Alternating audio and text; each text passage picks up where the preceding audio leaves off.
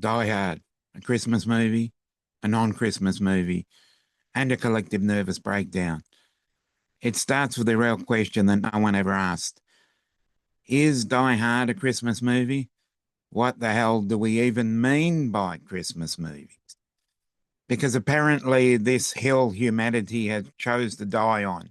Not climate change, not housing, but this. Now, some people say a Christmas movie is where Christmas is the theme. Family, togetherness, redemption, bells, snow, a lesson, a hug, a tear that surprises you because you're emotionally dehydrated. Others say a Christmas movie just needs to take place at Christmas. That's it. The bar. Decorations are up. Calendar says December 24. Bing Crosby has been weaponized. Already we're in trouble because Christmas, the actual event, is not a Hallmark montage. It's a logical endurance test wrapped in nostalgia and debt. It starts weeks earlier. You're shopping, but not for joy, shopping out of obligation.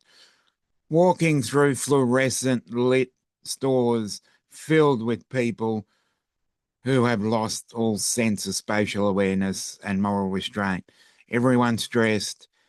Everyone's pretending they're not. Everyone's listening to the same 8 songs on loop that feels like psychological warfare. You're buying gifts for people you don't understand for reasons you can't remember and with money you don't have. This is Christmas. Then comes the preparation, food planning, seating arrangements, emotional minefields. Who can sit next to whom without starting a Cold War? This is not peace on earth. This is crowd control. Then comes the Christmas parties, the office parties, the family parties, the just drop in for a drink party that end with you standing in a kitchen at midnight talking to someone you actively avoid for 11 months of the year. Alcohol flows, mask slips, HR incidents are born. This is Christmas. Then finally, the big day. You're tired, you're full, you're vaguely disappointed, but too polite to say it out loud. Someone's annoyed, someone's drunk, someone's missing, someone's fighting. This is Christmas. Now, enter Die Hard. One man, one building, one Christmas party, stress levels through the roof, a marriage under pressure, corporate nonsense, hostages, gunfire. Tell me that doesn't sound familiar. The Die Hard is a Christmas movie crowd says Christmas is not a background dressing. Christmas is the reason everything happens. John McClane is there because it's Christmas.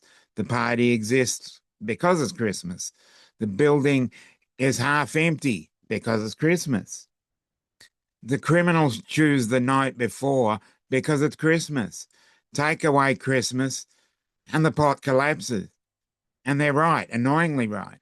Christmas is the catalyst, the accelerant, the pressure cooker. Now, the Die Hard is not a Christmas movie, crowd fire back. There's no message about Christmas, no lesson, no magic, no redemption through carols and cocoa. It's a violent action film where people die and the only snow is paper falling from the sky. And also, they're right, because Die Hard doesn't celebrate Christmas, it weaponizes it. Christmas in Die Hard is not warm, it's stressful, it's chaotic. It exposes cracks in relationships. It puts people in places they don't want to be, doing things they didn't plan to under emotional and financial strain, which brings us to the uncomfortable conclusion no one wants. Die Hard isn't a Christmas movie in the fantasy sense. It's a Christmas movie in the truthful sense. It understands Christmas better than most films that claim to love it. Because Christmas isn't about peace, it's about pressure. It's about showing up already exhausted trying to hold together things while everyone goes wrong. And sometimes, yes, it involves a barefoot man crawling through the glass, muttering threats under his breath. So, is Die Hard a Christmas movie? Yes, no, both, neither. It's a Christmas movie the same way Christmas is actually messy, stressful, loud, overhyped, and somehow nearly still meaningful. Now, excuse me while I argue with strangers on the internet about it. I'll add a postscript to this one as well. And all of this happened because you're trying to avoid two songs like they're airborne pathogens. Mariah Carey and Wham aren't exactly festive background music. They're sonic landmines. You don't hear them. You are ambushed by them. You walk into a shop for batteries and suddenly it's all I want for Christmas. Too late. It's in your bloodstream now. Wham is worse. Wham pretends to be harmless, soft, gentle, emotional. But it's actually a seasonal emotional pickpocket. You're not listening to a song. You're being guilt-tripped by a synthesizer. And the real cruelty, you don't even hate the songs. That's the trap. You hate the frequency, the inevitability, the way they show up like relatives who knock and stay too long. They start taking evasive action. Headphones on, shortcuts through your car park, timing your shopping like a military operation.